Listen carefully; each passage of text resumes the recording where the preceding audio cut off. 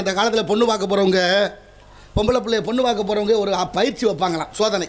அந்த பொண்ணு அது மாதிரி நடந்துக்கிட்டால் அதுக்கு தகுந்த முடிவு எடுத்துருவாங்களாம்.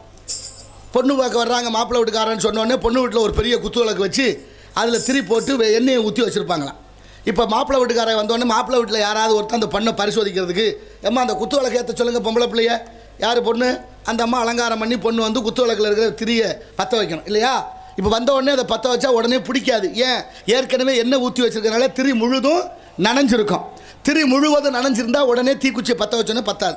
அப்போ என்ன செய்யணும், பொம்பளை பிள்ளை அந்த திரியை கொஞ்சம் நசுக்கி விட்டு அதுக்கப்புறம் பற்ற வச்சா உடனே பிடிக்கும். அந்த வேலையை செய்கிறா அந்த பொண்ணுன்னு பார்ப்பாங்க.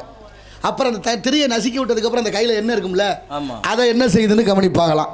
அந்த பொம்பளை பிள்ளை படக்குன்னு தலையில் தடவுச்சுன்னா இந்த பொம்பளை பிள்ளை தலையை சுத்தமாக வச்சுக்காது, தலை எந்த நேரமும் என்ன பிசிக்காத்தான் இருக்கும் போல இருக்குன்னு முடிவு பண்ணிடுவாங்களாம்.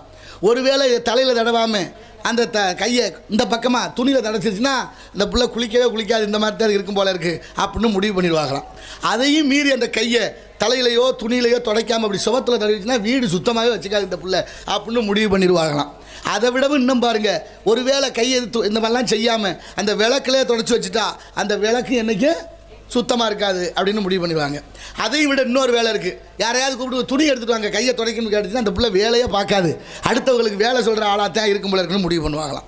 அப்போ என்ன செய்யணும், விளக்கு ஏற்ற வரும்பொழுதே அந்த பொம்பளை பிள்ளை என்ன செய்யணும், கையில் ஒரு துணியோடு வந்து தொடச்சிட்டா எல்லாத்தையும் பக்குவமாக சரி செய்யக்கூடிய பொண்ணுன்னு அப்படி பொண்ணு எடுத்துக்கிட்டு போன காலமெல்லாம் இருந்துச்சா நம்ம நாட்டில்.